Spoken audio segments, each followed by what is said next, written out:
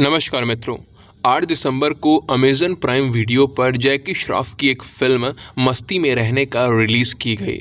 इसमें जैकी श्रॉफ के साथ साथ नीना गुप्ता भी मुख्य भूमिका में दिख रही हैं। बहुत लंबे समय के बाद जैकी श्रॉफ किसी फिल्म में वापसी कर रहे हैं तो इस फिल्म को लेकर उनके प्रशंसकों के बीच उत्सुकता स्वाभाविक थी। लेकिन फिल्म के देखने के बाद मैं समझ नहीं पाया कि आखिर अपनी वापसी के लिए इससे अच्छा कुछ और नहीं मिला था जैकी श्रॉफ को। कहा जा रहा था कि ये फिल्म जीने का तरीका सिखाने वाली है, कुछ ऐसी कहानी होगी इसकी। पर समझ से परे है कि इतनी निम्न स्तरीय विचारधारा की फिल्म कोई कैसे बना सकता है। इसने जीवन जीने के स्थान पर क्या क्या सिखाया है, हम उस पर आगे चर्चा अवश्य करेंगे। पर अभी हम बात करते हैं इसकी थोड़ी सी कहानी के बारे में। इसमें 2 कहानियाँ एक साथ चलती हैं। एक कहानी है एक युवा की जो संसार में प्रवेश कर रहा है, अपना करियर सेट करना चाहता है, जिसके आगे पूरा जीवन पड़ा हुआ है।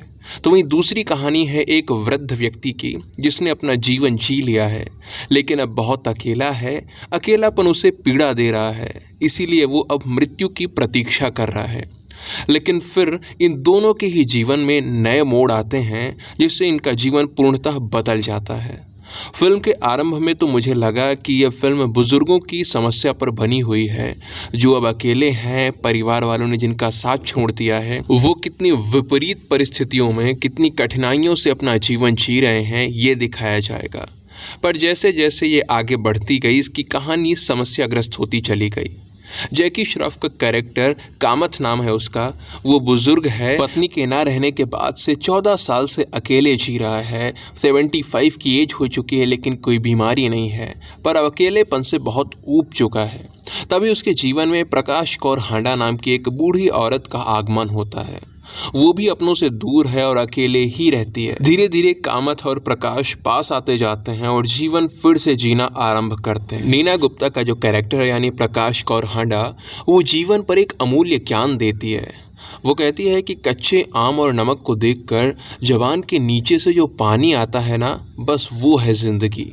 लार टपकना बंद, जिंदगी खत्म। जब मैंने ये डायलॉग सुना तो मैं सोचने लगा कि ये अमूल्य ज्ञान से भरा हुआ डायलॉग आखिर लिखा किसने होगा। भारत की महान धारा पर अनेक महापुरुष हुए हैं, ऋषिकाएं हुई हैं, जिन्होंने जीवन को जीने के प्रति अपने विचार व्यक्त किए हैं। उन्होंने अपना संपूर्ण जीवन इसी शोध पर लगा दिया कि एक शुद्ध जीवन कैसे जिया जाए। हजारों ग्रंथ लिखे गए हैं जीवन पर ही शोध करते हुए, पर यह तरीका मैंने कहीं नहीं सुना, कहीं नहीं पढ़ा। आपको पता है फिर ये दोनों लोग लार टपकाते हुए जीवन कैसे जीते हैं? ये लोग चोरियां आरंभ करते हैं। ये दोनों लोग पहले लोगों का पीछा करते हैं। उसे सर्वे के रूप में दिखाया गया है कि ये लोग सर्वे कर रहे हैं। जब इन्हें पता चलता है कि व्यक्ति अकेला ही घर में रहता है जैसे वो रहते हैं, फिर इसके बाद जब वो व्यक्ति घर पर ना हो तो उसके घर में घुसते हैं। वहाँ दोनों मिलकर शराब पीते हैं, खाते पीते हैं। जैकी श्रॉफ और नीना गुप्ता को ऐसा कुछ कीमती चुराते हुए तो नहीं दिखाया गया है, पर घरों में घुसना, वहाँ शराब पीना, जो खाने पीने का मिले उसे खा लेना, इस तरह वो न जाने कितने घरों में चोरियां करते हैं। और यही है लार टपका कर जीने का तरीका, अर्थात जो मन में आ रहा है वो करने का, मस्ती में रहने का। फिर वो कितना भी गलत क्यों ना हो, इससे कोई अंतर नहीं पड़ता। वो जो इसमें लड़का दिखाया गया है, जिस युवा की मैंने बात की, जो अपना करियर सेट करना चाह रहा है, उसे भी पैसों की आवश्यकता पड़ती है, तो वो भी चोरियां करना आरंभ करता है। जिसकी दुकान में रहता है उन्हीं के साथ विश्वासघात करते हुए दिखाया गया है, उन्हीं के कीमती सामान चुराकर बेच देता है। उसकी गरीबी के आड़ में उसकी चोरियों को जस्टिफाई करने का प्रयास किया गया है।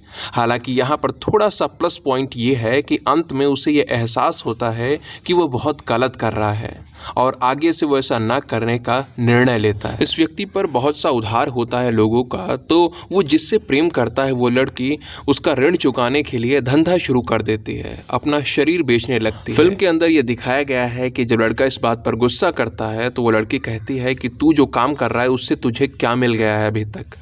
और इस तरह से मेकर्स ने उसके शरीर बेचने के काम को प्रत्यक्ष अथवा परोक्ष रूप से उचित ठहरा दिया है। क्योंकि इस बात का कोई पछतावा या कोई आत्मग्लानि हुई हो उस लड़की को, ऐसा कुछ भी नहीं दिखाया जाता। कुल मिलाकर मेहनत करना, पसीना बहाना, सही तरीके से धन कमाना, ये सब व्यर्थ है। इनसे कुछ नहीं मिलने वाला, ईमानदारी कुछ नहीं होती है। धंधा करो, शरीर बेचो, ये एक अच्छा विकल्प है। शायद ये बताना चाह रहे हैं मेकर्स इसके माध्यम से। जैसा फिल्म के बारे में सुनने को मिल रहा था कि ये जीवन जीने का तरीका सिखाएगी, तो मित्रों सत्य कहता हूँ ये फिल्म उसके बिल्कुल विपरीत निकली है।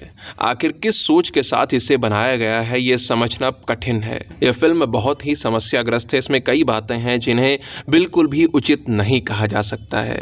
मैं तो यही कहूँगा कि इसके जो निर्माता हैं, जो निर्देशक हैं, उन्हें सबसे पहले जीवन जीने का सही तरीका सीखने की आवश्यकता है। यदि इन लोगों ने भारतीय संस्कृति से संबंधित धर्म ग्रंथों का या फिर भारत में जितने भी महापुरुष हुए हैं उनके जीवन को थोड़ा सा पढ़ा होता, उनके द्वारा लिखी गई पुस्तकों को पढ़ा होता, तो संभवतः इस तरह की फिल्म बनाने से पहले 10 बार सोच लेते।